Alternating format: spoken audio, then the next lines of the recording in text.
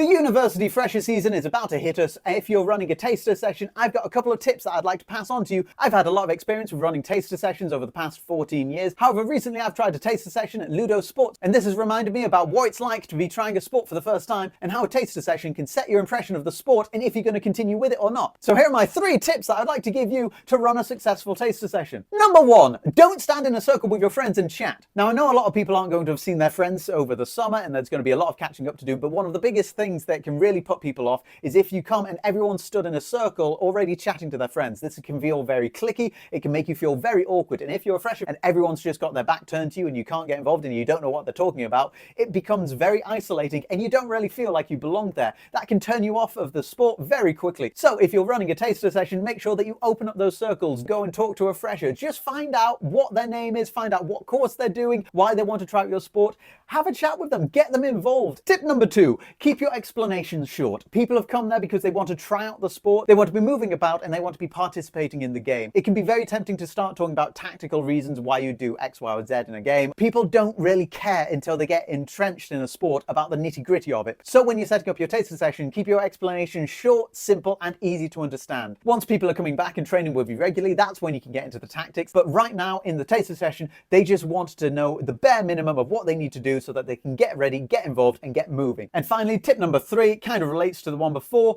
keep people moving. I know it can be very tempting to make sure that every 5 minutes everyone's having a drink of water and then you'll have a water break. This can be very isolating for some players, especially if they've not found a group that they're already talking with. So rather than having big team water breaks, remind people that they can take a break by themselves if they need it. Keep people active, keep people moving, keep people away from that awkward moment where you're stood there for a couple of minutes thinking, oh, I have no one to talk to. That's when you start isolating people and getting them to think, oh, actually, I don't quite like it here. You want to make people feel very much at home, and part of that is keep them active, keep them doing things, make them feel like they've achieved something. This can also go into having a social straight after the taster session. Rather than saying, okay, we've got a taster session on the Saturday, but we're all going out for a drink on the Sunday, have the social directly after the taster session, where you go from being active all together, and then all of a sudden you're now all in the pub together, having a drink, having a chat, where people can ask questions, where people can get to know each other. Make people feel like they're part of the team, a part of the group. It's going to get people staying with you for longer. You're there to sell yourself and the team to the fresher. They're not there to sell themselves to you. So remember, you want to make a good impression. Ask them about themselves, get to know them, make them feel part of the team, make them feel welcomed. You need to make them want to be with you. Bonus tip.